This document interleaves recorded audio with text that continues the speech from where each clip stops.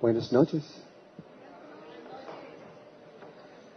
Tonight we're going to give an introduction to the Flower of Life and to present it in a slightly different way than it is presented in the books.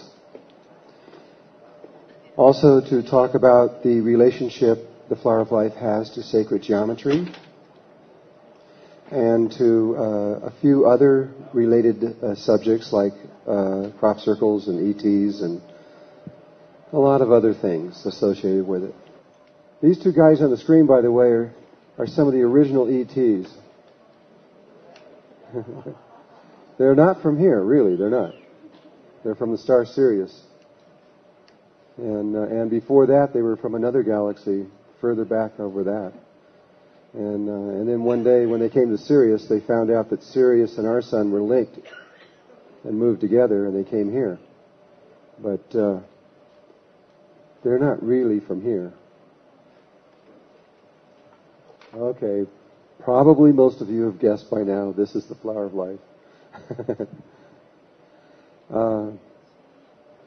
Flower of Life, it's interesting how I found out about it. It took me 12 years of research, of doing research with sacred geometry. And ultimately, anyone who works in sacred geometry long enough comes back to the realization that this holds all sacred geometry. Period and end, everything there is. Now, what is sacred geometry? Well, everything in the reality, everything, the stars, the planets, the sun, your body, everything in this world that we know of, just everything that exists, everything that's manifested through the sacred geometrical proportions. And there is no exceptions, absolutely zero. Everything you can think of, any words you can say, in fact, the very words themselves came out of sacred geometry. Even language comes out of sacred geometry. It's all of that. Even things that you would never guess, like emotions and feelings. It was Manfred Klein and Dan Winter in the United States who figured out that emotions were related to sacred geometry. They put people on EKG machines and put them up and found that there was a sine wave signature that a person was emitting when they were feeling a certain feeling. And every feeling has a unique sine wave signature. And those sine wave signatures are then converted into three-dimensional forms that you can hold in your hands. And all of those forms are based on sacred geometry. So there's a thing, a three-dimensional polyhedron you can hold in your hand that represents love, and another one that represents the opposite, say hate. And so this is clear with the entire world that's studying this right now, and I'm not the only one. There are a lot of people now studying it. But there was a time, even though this is new to the world right now, it's new because it hasn't been remembered in a long time. There were only a few people. Rudolf Steiner started to remember this, and people like Buckminster Fuller started to understand it, though he only understood it to a certain level. He didn't really fully get it.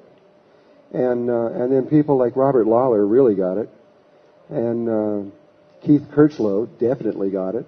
And these people started talking about it, but most of the world didn't have any idea what they were talking about. But long ago, 6,000 years ago, all the way up until roughly right after the Greek Empire in ancient Greece, this was known everywhere, all over the world. The Flower of Life was like Elvis Presley. I mean, everybody knew it. And I'm just going to show you a few places just so you can understand that this truly was everywhere, all over the world. There's different things in here. This is called the Flower of Life. There are 19 circles, if you counted them. in here, and they're surrounded by two circles. Those outer two circles are not just for looks. They're extremely important in all of this. And inside the middle of here, there's this middle one where you see these 6 petals. And then outside of that, there are 6 more that move around that, if you could see that. It's hard to see, but you'll see it in a minute. That's called the seed of life. Now, these are not words I'm making up. These are the actual words that were used in ancient times to describe this. I think they called it the flower of life because it looks like a flower and because it is the laws and proportions for everything alive and even not alive. Everything that's manifested. So the first thing I'm going to do is just show you places around the world where this was found in ancient times. The Essenes, 500 BC. This was their first city that they built after they came out of Egypt.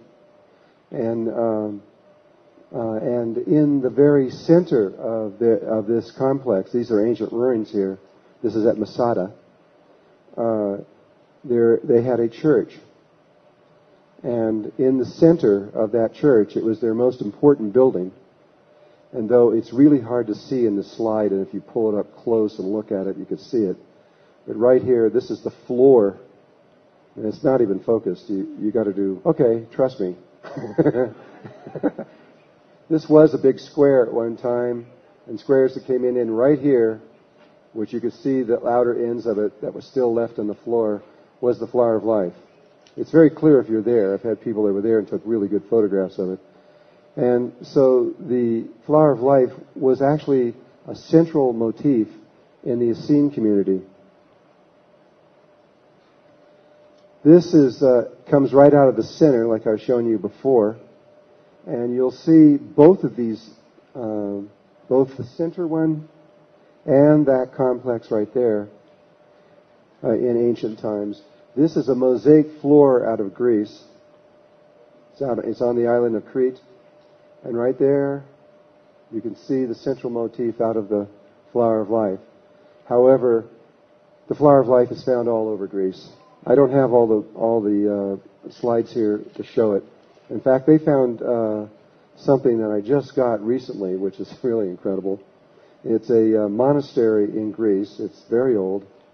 It has a big white wall all the way around it, and it's all white buildings, white inside, white outside. And on the outside of this wall, about every 100 feet, is the flower of life, all the way around it.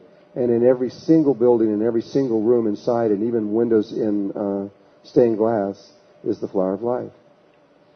It's interesting. The monk who ran that was named Melchizedek.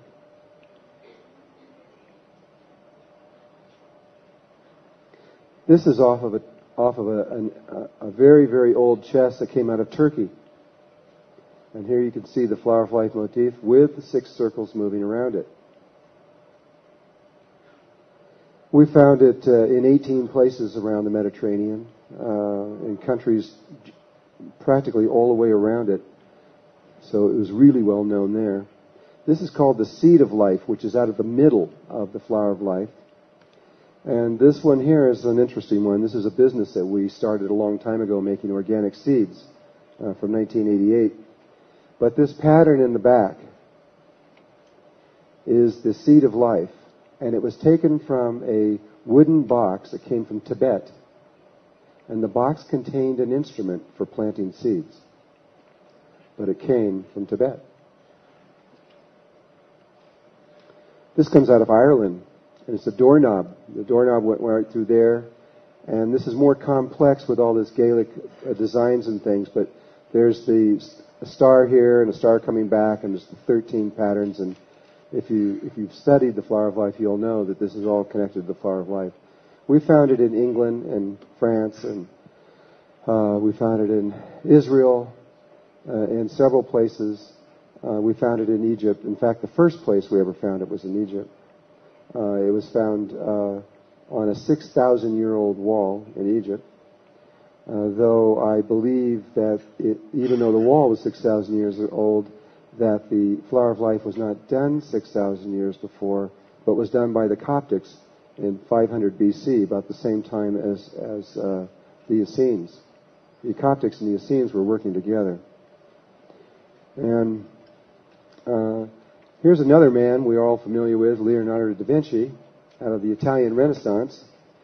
He definitely knew about the flower of life, though the people who have studied Leonardo da Vinci and have spent their lifetime trying to understand his work do not understand this. In fact, it was found in a book of things that they threw away because they didn't know what it was. But this is Leonardo's drawing, showing where he's got the flower of life pattern expanded inside of here. And Leonardo spent a great deal of time looking at all the little angles that were inside the flower of life, making each possible way and relationship that he could find out of this. And he made pages of these, studying the flower of life in great detail. But of course, he was a Mason. And the Masons were intimately connected with the flower of life. And that proof is beautiful, though I can't show it to you here.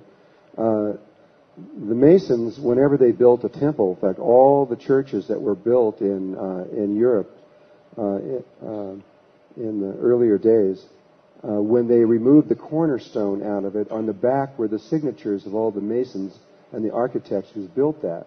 They were very strange-looking things. They were like a circle with a line going across, or a line like this, and then a line coming over like they were. You just look at them and you go, what's that? But we've looked at several hundred of them, every one that we could find, the names of all these Masons, and every single one of them mapped perfectly over the flower of life. So obviously, they also knew about it. And so do all the zodiacal signs that are in astrology, mapped perfectly over the flower of life. And so do the runes. You know, the ruins, the ones that you throw to get the thing, where they came from. Anybody know? Is Sweden or Norway or somewhere up in there? All the ruins map perfectly over the flower of life. So they were using that as their key also. And so I could go on for a long time, actually. I'll go a few more. We mentioned Tibet, but a place where this symbol was extremely popular, and is even till today, was China. It's all over China, even today. No matter where you go in there, you'll find it constantly. You'll find it on their screens. You'll find it these folding screens. And one of the most prominent places is in the Forbidden Palace. And in the Forbidden Palace, in the emperor's throne, there are two lions, these snarling lions on either side of his throne.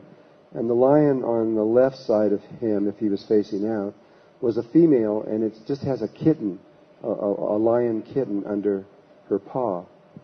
But the lion on the right side, the male, has under his right paw a three-dimensional flower of life. It's a sphere, but it's three-dimensional. And it says right in front of there, because this was what the emperor said, was that this lion was protecting all the knowledge of the universe. And then, if you go into China, you'll find the flower of life everywhere. It's all over the Shinto temples. And again, you'll see the lions protecting not only the flower of life, but the seed of life, and even the central core of life will be displayed. And the first time I ever gave one of these workshops in Japan, I had 3 Shinto priests who knew that I was going to talk about this, sat in my class, and they were very quiet. They didn't say hardly anything. And then every once in a while, I would say something, I'd be explaining this stuff like that, and they'd go, they'd visibly be shocked. And finally, they warmed up a little bit, and we got to talk. And they said they had been Shinto priests. They had been priests all their life, but they didn't know what it meant because they had lost the true meaning that was behind all of this. One of them, when I got to something that's called Metatron's cube, which you're going to see in just a minute, he just about fell out of his chair. Because Metatron's cube, once a year, they put on this beautiful silk white robe, and over the breastplate is this complex pattern called Metatron's cube, which we have up there. None of them had any idea what it was. They didn't even know. All they knew was that from ancient times, they were to wear that thing and walk down the street once a year and do this particular ceremony, but they had no idea what this thing was. And this is what we found everywhere, all over the world. There was a time once when the whole world knew about this, but at this point, almost everybody's forgotten what it is. Even the Freemasons, by the way. I've had very high levels of the Freemasons go through here, and when they study very carefully what's going on, they were not even told about a lot of the things that we're talking about, because more than likely, even their leaders have forgotten. So I don't remember what the next slide is. Aha, I do remember now.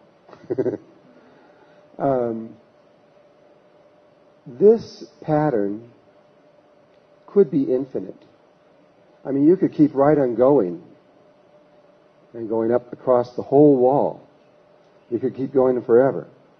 But all over the world, they stopped at 19 circles and put these 2 circles around it. Why did they do that? Obviously, it had. Why didn't they go out further, or why did they go only in the middle? Why was it always 19 circles? Well, that became clear as I was studying this and we were decoding what this was. The reason is because, and I can't explain this, you're going to have to read into the books in order to understand this, but when Spirit comes out of the void, out of nothing, and begins to do a vortex rotational motion in a certain way, it creates the flower of life. And there's a vortex pattern that it makes that begins to make this pattern. And if you were to complete the circles that are only partially drawn, like here's one here that's only partially drawn, here's another one that's only partially, here's a little piece of one and here's like 3 pieces of ones that are only partially drawn. You're going to find lots of them in here. They're not completed circles like this one. If you complete all the circles around the outer edge, just do that. And when you do, this yellow is where the 2 lines of the flower of life was. And these blue ones are the completed flower of life pieces that were missing. You do that. And then the innermost points, which we talk about in the book, are here, there, there, there, there, and there. That's where the next rotational vortex is. And so when you do it, you make the next vortex, you get another sphere at each one of those places, and they link through and form this pattern of 13 circles. In other words, they didn't want you to see this pattern of 13 circles because it was too sacred. In the ancient world, that pattern could not be displayed publicly. They would kill you if you did it.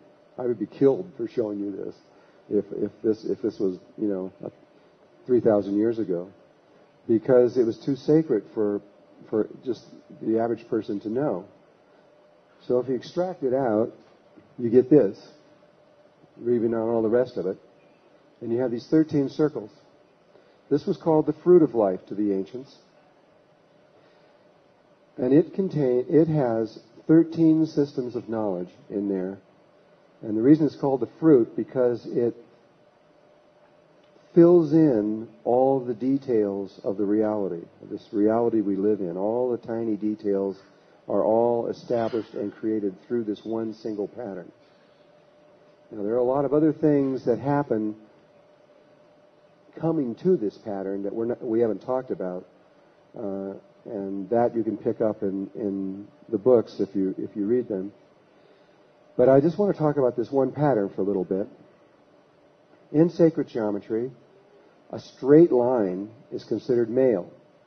There's total consensus in the world on this from all people that I'm aware of that are studying in sacred geometry. But any curved line that's not straight, no matter what the curve is, it's female.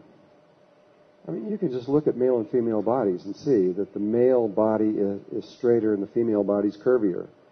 But at any rate, in sacred geometry, this has been established. So this image that you're looking up here is all female. There's no male in here. But there's 13 ways that the male can be superimposed over the female.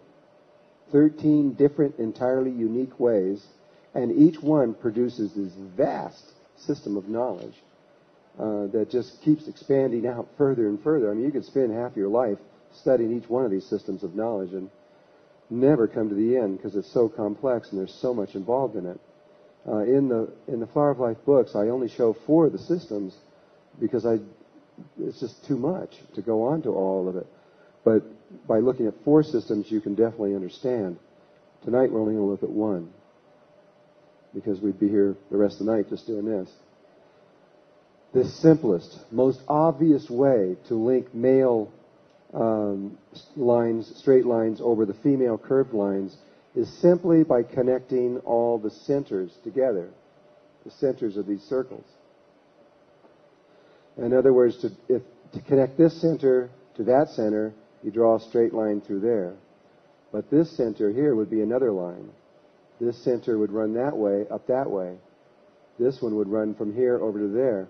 And you just do all possibilities of every possible way that straight lines can move over there, and you get this. And if you could focus it a little bit. And this is called Metatron's cube. This is what was on the Shinto's priest, on the breastplate of the Shinto's priest, where the guy practically fell out of his chair when I showed him this, because to them it was one of the most sacred images in existence. And so you could just say, well, so what? What is it? It's just a bunch of lines, I mean, it doesn't mean anything, does it? Well, it really does. In just regular geometry, not even sacred geometries, but in regular geometry, there are a lot of polyhedron, 3-dimensional shapes that connect back into themselves. And there are 5 of them that are unique. They're completely unique. There are no others like them. And they're called the Platonic solids. It was after Plato in the Grecian times when he was talking about the Platonic solids, though he was not the first. And in fact, they have traced the Platonic solids back in humanity scientifically 20,000 years BC, where they have found people alive somewhere that have carved 3-dimensional, the 5 Platonic solids 3-dimensionally that have been dated back to 20,000 BC. So it's been around a while, at least. But inside of here are those 5 Platonic solids. You can't see them. It takes time. You've got to figure it out. But what you do is you keep certain lines and you erase other lines to get to them. For example, if I was to only keep these lines and erase all the other ones, and these little white lines are the ones that are on the back side of this 3-dimensional form, and the heavy ones are on the front side of it, you get something called the icosahedron, which is this. And that, of course, goes back around. It's 20 triangles linked.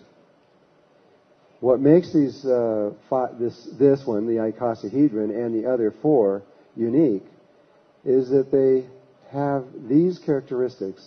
All the edges of this shape are all the same, all over. They're all the same length.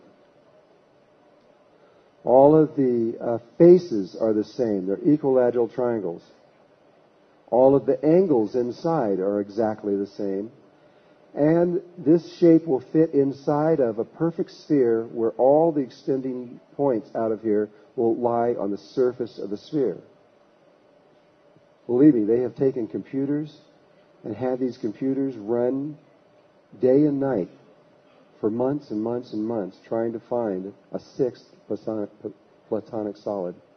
No one's ever found one.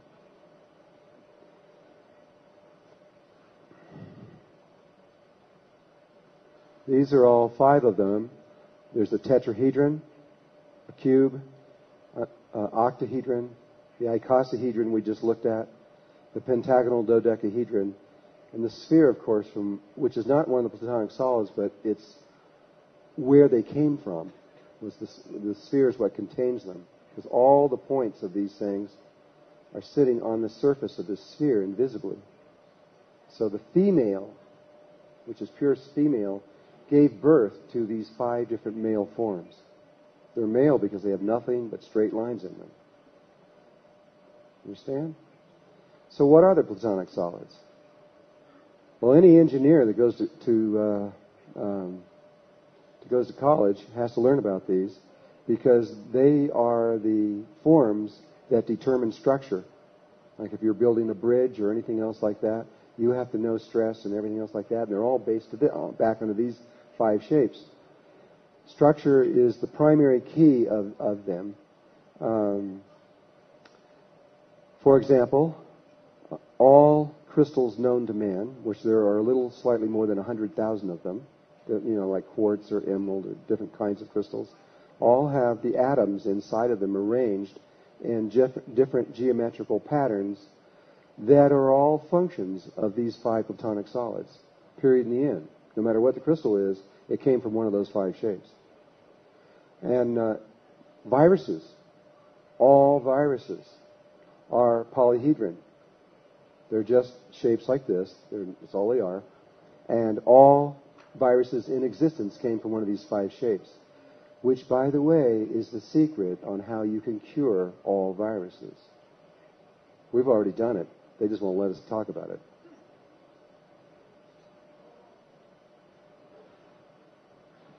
Somebody will do it. Once you figure that out, it's not too far behind. You can eliminate any virus by knowing how this works. Everything in our reality, in fact, if you want to just jump to the very end period of the whole bottom line of the whole thing, the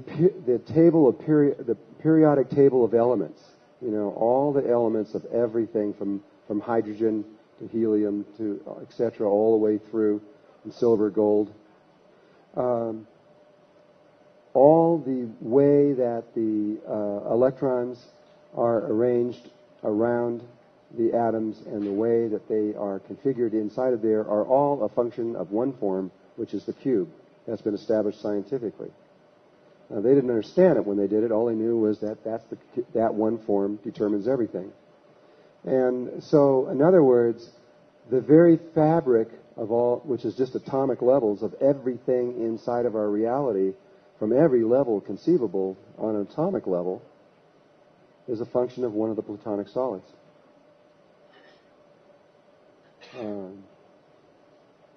You can go deeper and deeper and deeper into this, and the more you study it, the more outrageous it is, the more you begin to realize that everything is a function.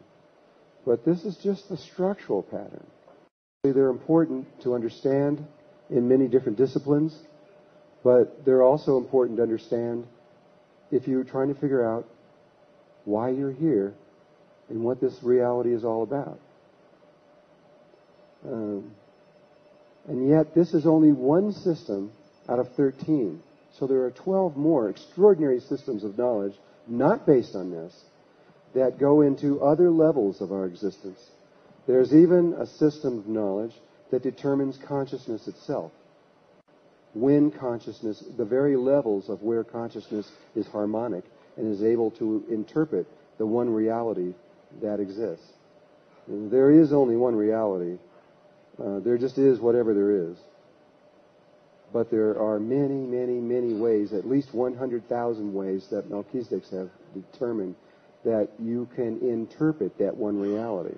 And all of those are based on sacred geometry. You can actually measure. If you went to a planet that you never saw before and you got some weird looking ET, and you could just lay them out and measure them and figure them all out and find out which one of these forms he came out of, his structural form or anything like that. And you can do certain things to determine, and you can find out exactly, without ever even talking to them, how they're interpreting the one reality, how they're seeing it.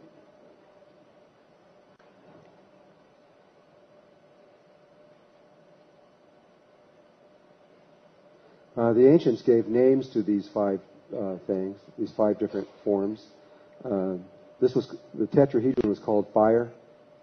The cube was called earth. The octahedron was called air. The icosahedron was water. And the pentagonal dodecahedron was ether or prana, life force energy or chi. And these five, the combination of these five forms created a discipline called alchemy, where the understanding of the blending of fire, earth, air, water, and ether were what created everything and were the basis of creation itself. Another basis of creation itself is the DNA molecule. The DNA molecule is what contains the knowledge of, say, how your body is created. However, I believe that it's a little bit further along than that it actually contains the knowledge of how to create the entire universe. But it has at least that much of how to create your body. But all the physical forms, biological forms on the earth are all based on DNA. And that, the DNA molecule, is based only on these two forms. Now, there is a way. The original way was that they saw it as a cube that was rotating at 72-degree angles. That was one of the first ways. And then later, other scientists discovered that, okay, you could see it that way, but a better way is seeing it with these two forms here. These two forms in sacred geometry are what are called duals of each other. They're duals because if you take the centers of the pentagonal dodecahedron and drew lines between them, you get this form. And the other way around, if you take the centers of this one, you get this form. They're duals of each other. In the same way that these two are duals of each other. If you connect the centers of a cube, you get an octahedron. And this one defines the parameters of this one. So these two are duals of each other, and these are duals of each other.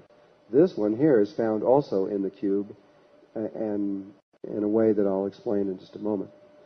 So this is your DNA, and what it is the DNA is just the icosahedron creates the dodeca, and then the dodeca creates the icosa again, which creates the dodeca again, which creates the opposite again. And as it does, it begins to turn, and it makes the two strands of the DNA. And a little detail that's interesting that they've discovered just recently in the last couple of years. You know, in all your biological books, you usually see a DNA molecule sort of coming from nowhere and going nowhere. They just sort of start and twist and stops and like it goes on forever. That's not true. They've thrown that out in the last couple of years, and it's been proven by other universities, though it's not in the textbooks yet, unless you got a brand new textbook. But the DNA molecule wraps back on itself and completes itself, and you can see how it does it because one end is this and one end is that, and they lock like a little lock, and they form a circle. And what it really is what's called a torus or a toroidal field. It's like a donut. It wraps back around. And the torus or the donut shape is the most unique shape in existence. It can do things that no other shape in existence can do. And it's the first shape that comes out of the flower of life. I didn't talk about all of that, but it is the most primal shape in existence. And so that's what these two things do, is create that. This is very interesting because this is water, and that's prana. Water and life force energy is the pattern that creates the DNA. You could think about that for a few weeks. Just alone, at least I did. Okay. Now, with that basic understanding, we're going to come back here again to Metatron's cube, where we started, where all those different shapes were. And there's one particular shape in here, which is the tetrahedron. But interesting is that when you get the tetrahedron, you don't get the tetrahedron by itself. You get two of them, and they're interlocked in this way. It's called a star tetrahedron. So if you were to take this line And keep that one. And keep this one. Keep the ones that go into the middle. Keep this one here that forms another triangle there. Keep another one that comes down, forms another triangle there. There's a series of them. You'll see them in a minute. Erase all the rest of them. You get this. And at first glance, it doesn't look like anything. Definitely doesn't look like anything three-dimensional. But if you were to shade it in a certain kind of way, it becomes clear. And what that is called a star tetrahedron. And it's also inscribed inside of a sphere. This will fit perfectly inside of a sphere. A star tetrahedron inside of a sphere is one of the most primal shapes and important shapes that I could possibly give to you up here. It's more important even than the DNA. And I'm just going to follow down that one road. I mean, and every one of these shapes relative to sacred geometry, you could spend at least a week just going on and on and on about all the different ways that it goes into the reality on every single one of them. And we don't have that kind of time, so I'm only going to go just a little bit here. But now this blue one goes back out the other way, forming a three-dimensional pyramid going out the other way, out the back end. Okay, what is this? What does it mean? Well, one of the ways that the star tetrahedron inscribed in the sphere is important to life, one of them that we're going to talk about right now, is that it is the basis of all biological life forms. All of them, without exception. I don't care if you're on this planet or if you're in anywhere else, and you're some ET and you look really strange and weird, you still are going to go through the same things I'm about to talk about. Because there's only one God, there's only one sacred geometry, there's only one reality, and it's all the same no matter where you go. That's the purpose of why we're doing this, because we are interpreting the one reality from an instrument that is polarized, our brain. It's got a left and a right side, and it sees everything as either good or bad. And once the brain sees absolutely for certain that there is only one function, one thought moving through everything, it does this funny thing to what's called corpus callosum that links the left and the right side together. It begins to open up, and the two sides begin to balance, and enlightenment begins. Enlightenment means moving out of duality consciousness into unity consciousness, where you begin to see the unity of all life everywhere. You begin to realize that every one of us are linked in ways that the world right now has forgotten. And so, let's look at conception. Conception begins with a round sphere, the first one at the top of that pattern we showed before, the pure female energy of the round sphere called an ovum.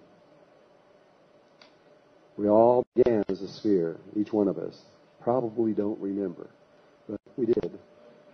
And then through something called mitosis, we divided from one sphere into two. And this is an electron microscope photograph of the real thing, where we divided from 1 to 2. Then when we go from 2 to 4, using the binary sequence, it goes 1, 2, 4, 8, 16, 32, 64, which is one of the sequences of life. There's another really important one called the Fibonacci sequence, which we'll just slightly touch on later. It goes from 2 to 4, but when it goes to 4, it isn't just any 4, any old way. It isn't just 4 cells kind of floating around in a fluid. This is an actual photograph. Forget this one because it's beginning to go to the next level. But there's one here, one here, one here, and back here you can see the fourth one, same size. And if you drew a line between there and there and there and then over to this one in the back, you get a tetrahedron. And it looks like this. The 4 cells are like that, and they're aligned down the north and south axis. There is a north pole and a south pole to the mitosis division of the ovum.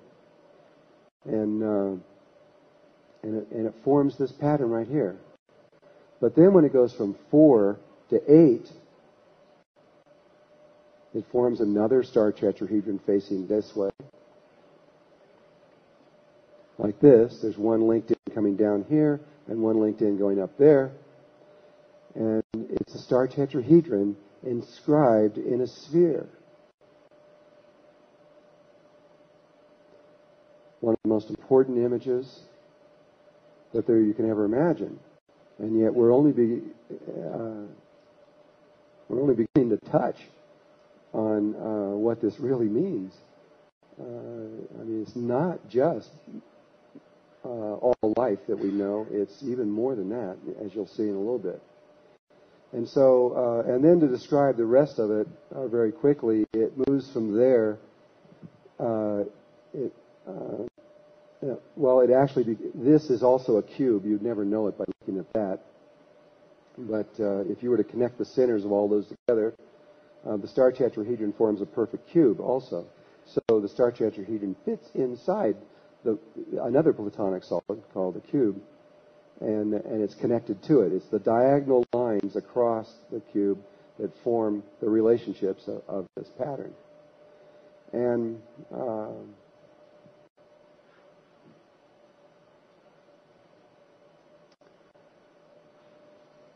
just to give you an idea of how intelligent God is, how amazing the Creator is. This here, go back to this other one. Even though this is a star tetrahedron, you're now looking at it from the top, looking down. There is this place where it becomes a cube, and if you were to look at just these 4 here, there's these other 4 behind it.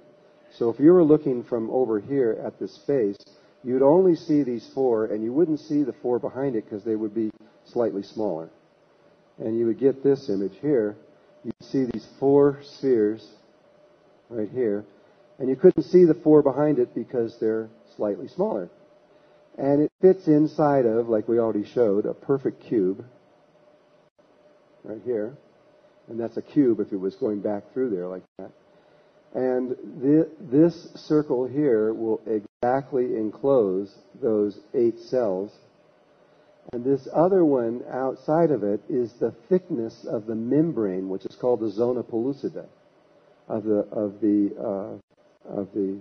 mitosis at 8 cell division.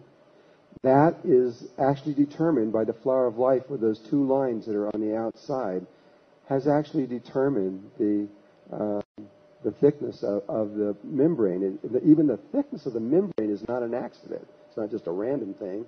It's all based on sacred geometry. And here you can see the star tetrahedron also inscribed in the sphere at the same time. And we'll explain that in just a moment. And so here Leonardo is actually showing how this relationship of the corners, the width of the circles, and all the relationship of this male form that's in here. But if you think about this for a moment, it's because here is the 8 cell division, and it is in the exact proportions of the real thing.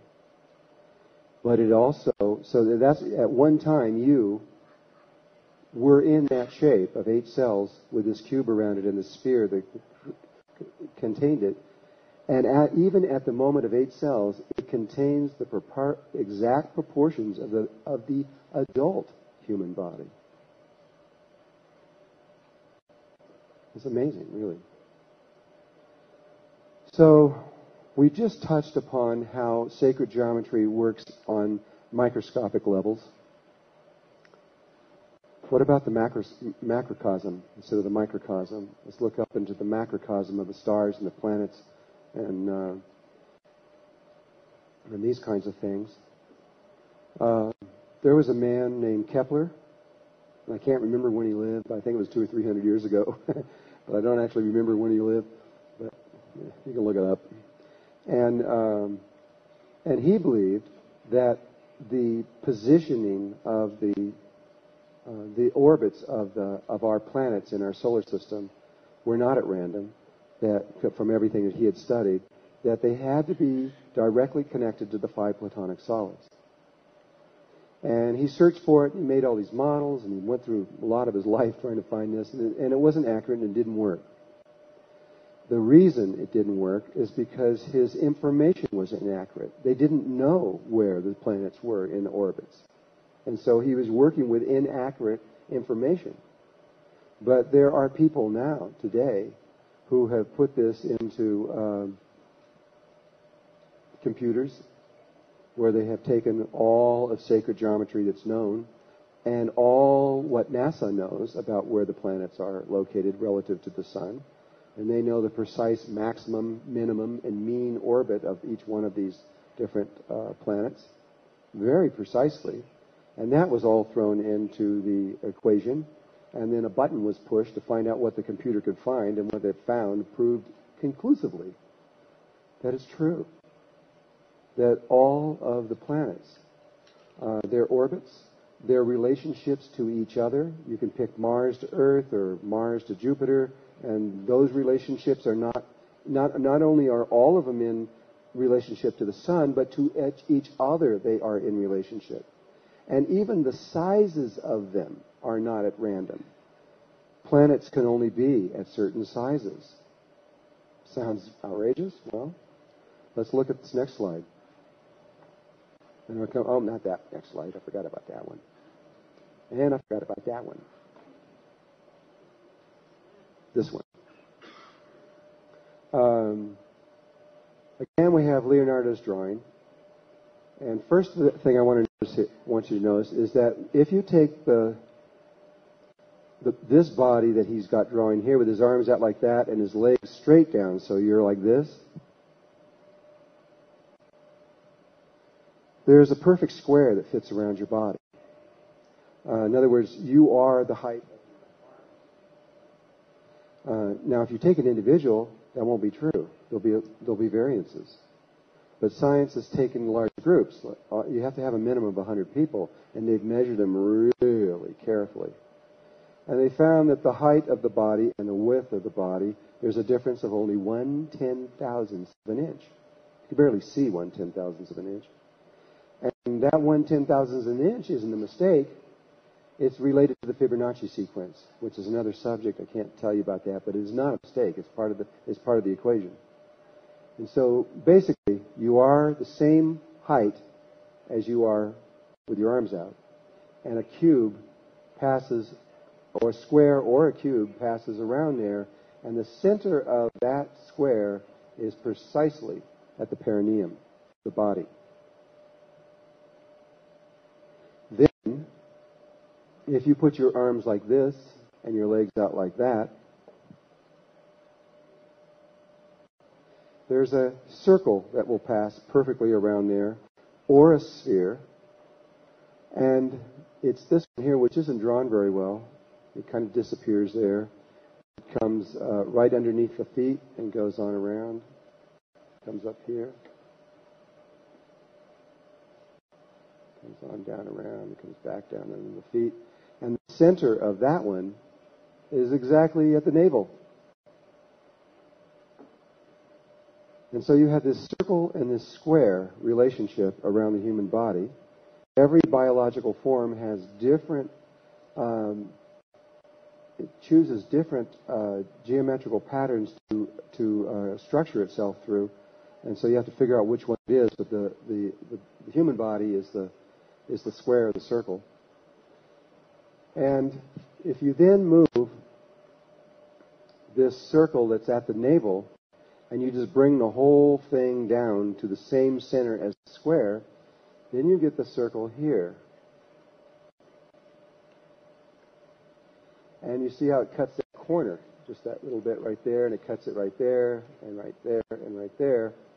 And interesting enough, if you were to measure this square that fits around the body there, the perimeter of that, and then you were to measure the circumference of that, if you have a perfectly formed body, they're the same. And it's been determined, and if you study, you'll see, that when the square and the circle, in China they talk about squaring the circle and circling the square, when the perimeter of the square and the circumference of the circle are the same, that's when human consciousness focuses in, and that's when life begins. And now one step further, if you were this square that goes around the human body, if you put a circle inside of that square, which is this blue in here, and then up here at this circle, you were to come down here and draw a circle around with this to here being your measuring stick, you get this little orange one up here. Guess what? This, relative to this, is exactly mathematically proportionate to the size of the Earth to the size of the Moon. This was determined at least 2,000 years ago. What does it mean?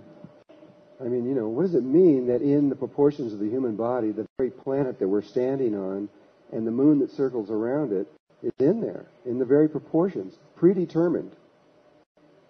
Is it just a coincidence or an accident? I don't think so. In fact, we know for sure because of what I'm about to show you in a minute. I just mentioned about Kepler and him extending this idea out to, because he knew about this idea also. He knew that the Earth and the Moon were in proportion. That's why he believed that everything had to be in the solar system.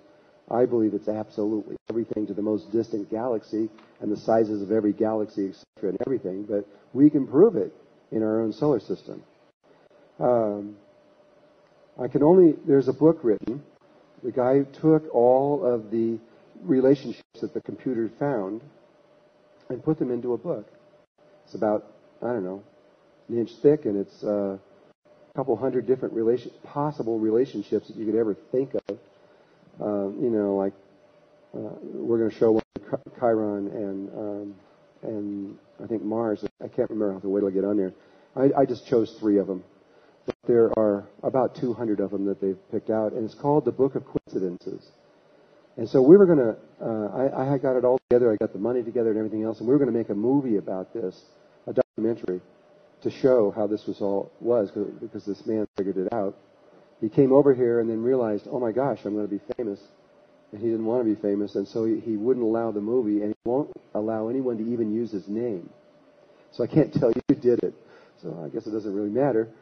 But there's only 1,000 copies of the book in the world. And this is one of the pages. I forgot this one too. I just did this last night for the first time. One more thing I got to show you first. If you take the edge of the Earth over to the edge of the Earth, the diameter of the Earth, and from the center of the Earth to the center of the Moon, and then you draw these lines right here, this angle right here is 51 degrees, 51 minutes, 24 seconds, and which happens to be the exact angle and precise proportions of the Great Pyramid. This is interesting because Hermes, who most people who've studied this believe was also a man named Thoth, in the Emerald Tablets that was written by Hermes, he states how the Great Pyramid was built from the proportions of the Earth. Well, whether or not Thoth or Hermes actually built the Great Pyramid, we can't prove that. But we can prove that what he has just said inside that statement is fact. That angle right there is 51 degrees, 51 minutes, 24 seconds. And so this is a precise arrangement of what we just talked about. Now I can go to this other thing that we're going to talk about. This is one of his pages out of this book. And it's the relationship between Chiron and Pluto. And in other words, this is the orbit of these two bodies. This is Pluto here. And these are a very simple relationship. All you have to do and the sun is in the center. All you have to do is draw a 5-sided pentagon, and then you draw one down facing the other way, then you draw one up, and then you draw one down, and you draw one up, and on the inner one you draw a circle, and on the outer one you draw a circle, And those lines go up and form the exact relationship between the Sun, Chiron, and Pluto. It's 99.8% perfect, considering we have a moving system through space and time. Everything's moving through there. They're not only going around this way, but the whole thing is moving like this, as a solid body, moving around the galaxy, connected to the star Sirius. It's pretty amazing that a simple drawing like this could do that. But when you start looking at first 1, then 2, then 50, then 100, then 150, these relationships, and they're all that way. Anything you can think of, any relationship between, say, the Earth and Mars and the Earth and Venus or Earth and Mercury or anything like that, it's already been worked out. They're all there, every single doggone one of them. This is another simple one here. This is the relationship of Earth to Mars. Earth and Mars. Really simple. Just draw a 5-pointed star down and 1 pointed up. The inner circle goes up and is the orbit of Mars relative to the Sun. The outer one, of the Earth. And the outer one becomes the orbit of Mars. And it also is 99.8% perfect. They're all 99.8 or 99.9. I think there's one that's 99.7. The fact that could happen is not a coincidence, even though it's called a book of coincidences. Everything. And so, what this is saying is that everything's predetermined. And that's what sacred geometry shows clearly. But there's only certain places where things can happen. And you can see where they're going to be by the geometrical proportions of things. It's possible for the human mind to understand the entire universe on a physical level. You could grok the whole thing with just a little bit of study. And that does this funny thing to the left and the right side of your brain. It's the beginning. It's not the end. It's not what it's all about. It's only the first step. Now, this one's a really interesting one. I chose it for this reason. All over the ancient world, they built temples to try to determine basically the tropic of Cancer and the tropic of Capricorn, the maximum winter dropping of the sun to the maximum. You have the summer. What is that? It's the winter, spring. The difference in those. It's winter, spring, I think. But it's when the sun swings one way down and swings down the other way, and you try to determine those points. You need to know the equinoxes so you can do your planting and all these things like this. They could have simply drawn this drawing in the sand, one pentagon down, one up, one down, one up. It's just 4 of them. One was 5, one was 2, and one was 4.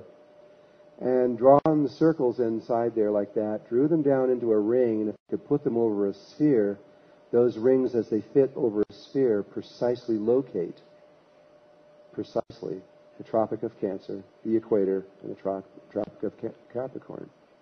That is 100% perfect. It is absolutely right on.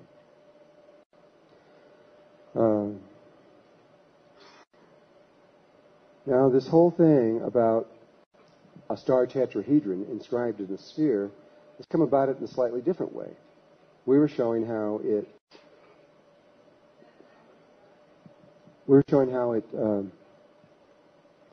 is the basis of all biological life forms, and how in the microcosm, and how the relationships of the 5 atomic solids are out in space around us. This is a crop circle, and it was one that Richard Hoagland was analyzing. I became at one point. Richard Hoagland was the person who found, using NASA photographs, the face on Mars. Now, that face on Mars